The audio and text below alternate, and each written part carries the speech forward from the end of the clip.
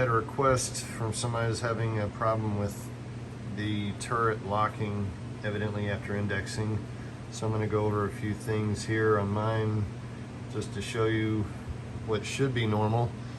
Right here is the interlock probe. Right there, it's not spring loaded at this point, but the turret, if it was in the 5-pin position, would unlock and all the pins would drop. But that actually is the lock mechanism right there at the back that keeps the turret in its position. And this is the interlock probe, and there's two blocking fingers right underneath the trip lever. I've got my finger under both of them. I'll show them in a different position in a minute. But whenever the pin goes through, see the lip down inside the 5-pin bucket here. When the 5-pin goes in and it's already got 10 in there, the blocking finger will be holding this probe. The 5-pin will drop in the bucket and it'll keep it from dropping another 10 pins until that one finger unlocks and drop, or gets out of the way and comes up out of the way. Then the probe can move once the machine comes back up to 0 when it unlocks. And then the 5 goes through, which unlocks the turret. All your pins drop. Let me show you how that works real quick.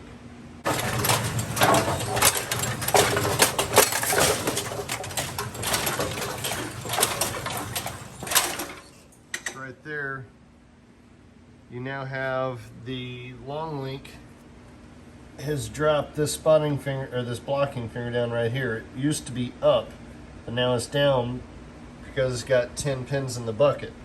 Now when the machine goes down to 270 to set a new set of pins, this finger will unlock and raise back up again. Right now, when the turret comes around, that interlock probe is going to hit that finger and prevent it from dropping another 10 pins on there. Let me show you how that works. Okay, right there, you index. The finger is now dropped. The turret's going to go back around again here. Because that one blocking finger is down now, the interlock probe you see right here will hit it and stop it from dropping another 10 pins.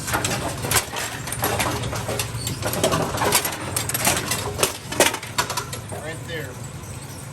Right there, the blocking finger hitting the probe, and that won't release until the machine goes back down to 70 pins. So let's go ahead and run that, and then you'll see it unlock here in a second.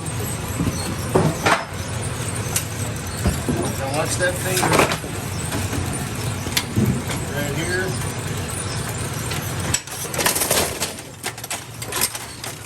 And of course, you see it dropped right back down again once it dropped the 2 pins. And that finger will stay down until we have an empty deck. And you can see there's a second finger right here. This finger stays up whenever the machine is at 0. Whenever the deck is up, that finger's up, so that way the interlock probe can still go under it and drop 10 pins. But whenever the machine goes down, this finger drops to keep it from dropping pins, except when the deck is all the way up to 0. So let me run the cycle and watch that finger as the deck goes up and down. Finger drops.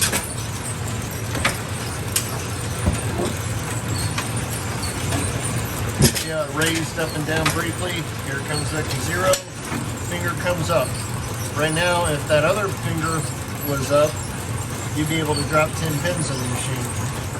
Right now, the machine is at 0. There's no pins. You see both fingers are up. Here comes the interlock probe. No blockage. Now the finger came down to block it from doing another 10. Okay, right now I'm at 0 with no pins in the deck and the turret's ready to drop. You can see that interlock probe right here will clear both of these fingers right here. You want to make sure there's clearance there without them binding up on there. Once it drops, I'm going to go ahead and index. There's only 3 pins in the turret right now. See how that interlock probe should clear both fingers. They should be up out of the way to where it doesn't bind up on that. And then you got your spring right here, which pulls the interlock probe back into place once the turret indexes, locking it back into place. We go and advance that. It advances, the turret stays put, and then it's about to lock right back into place there. So there's your lock. It's now back in place, and now the turret is lined up with the spider, as they call it, to where the pins are lined up and ready to advance into another 10. Another big thing to look for when you do have it released is right here. Check all your spiders or the spoons on here. Make sure that they're not binding up with the turret wire. They should be able to move freely without dragging on that. So I notice I got a little bit of a rub mark on there on mine. So that probably could come down a hair, but if you have a turret wire that's hanging down too far, that could keep the spider from opening and closing. So just go along and check each one of them. Look for any wear marks, like I have on mine right here. Make sure you got both bolts in the back holding it on, but just make sure you got clearance right here between all of yours, and make sure that the thing moves. You know, get around, unlock it, and just make sure nothing's binding up on it. It should move freely. Let me unlock it again here. So I got mine open right now. See, there's that spring on the front here. That spring loads it to close shut once it advances. So it goes just past dead center, so when the thing advances, it's gonna make that thing lock back in place. Right now, just move it around. Make sure you got nothing binding on any of your spoons on there. That'll keep it from turning freely whenever you do drop your 10 pins. So I probably need, as I say, I need to bend this one down just a hair maybe. It's not causing a problem. I haven't had any problems of indexing, but with the rub mark on there like that, it is contacting, and it shouldn't be. So check that out also. And here's a view from the interlock probe right here. See that roller right there? That's your lock mechanism to keep that turret locked in place. Just make sure both your rods here on both sides are in good shape. Just make sure all the hardware looks there. It should move freely like this and pop right back into place. Make sure you have a good spring on here. Make sure you don't have a broken arm up here on either side of the top. Make sure your pin is all the way through on both sides, because these arms do break off on the 5-pin chute right here, and that could cause a bind. Keeps this thing from moving. They should move nice and free like that. And then when it comes around, here's both your blocking fingers right there. And right now, this is the one that controls the one for the deck height. You can adjust it by loosening these two bolts here and then slide it one way or the other. But whenever it's up, this piece right here pushes on this and raises the blocking finger to get out of the way when the machine's up. And whenever the machine comes down, it releases pressure. Let me see if I can show you here. See, there's your blocking. You want it up out of the way, but you don't want it up too high. You just want to have it clear the top of that interlock probe. And also the other one, here's the long link right here. This will lock the other blocking finger and keep it down out of the way. You want to make sure everything's good and tight on this. Make sure you're not slopped out on this bell crank right here. Make sure everything is tight there.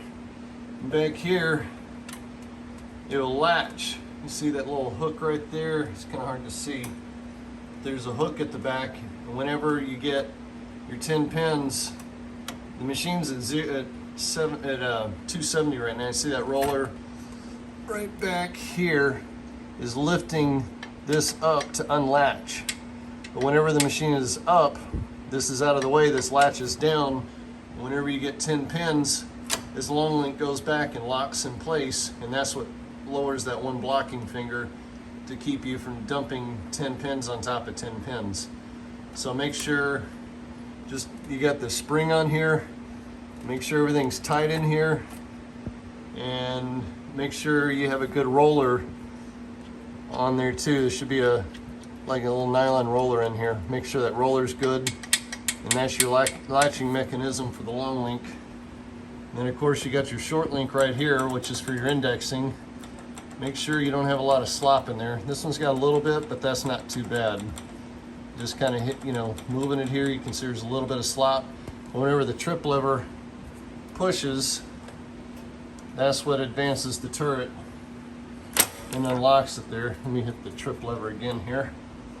You hit the trip lever up here, the pin goes over, and that's your little release mechanism. There's a roller right on top that's hard to see, and the little bell crank sits on top of the roller, keeps the turret from moving, except when a pin drops in there.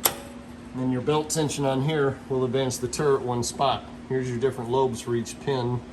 You got a roller in here that rides on that. But here's your latching mechanism that will spring load whenever it comes around to the 5-pin, which causes the turret to do its thing. So anyways, hopefully that'll help you out in this case. Just check everything that I showed you, make sure everything looks right, and see how the blocking fingers are both side by side. And you want to make sure when it's at 0 and they're both up, that one of them's not hanging down to where the interlock probe here drags on it whenever it pushes back. You want to make sure that it clears it and those blocking fingers don't hang up on this thing. That could cause your turret not to lock back in place. So just check a few things out. Hopefully that helps. If you got any other questions or any comments or any of the videos you want to see done, I'll try to do them and impart my knowledge and enlighten some people, and hopefully explain a few things about this magnificent machine. It's a really cool invention. This is a 1956 Brunswick pin setter. Was a Model A, converted to A2, and it's in really good shape. So hope you appreciate it. Keep checking us out. See you this weekend in the garage, live.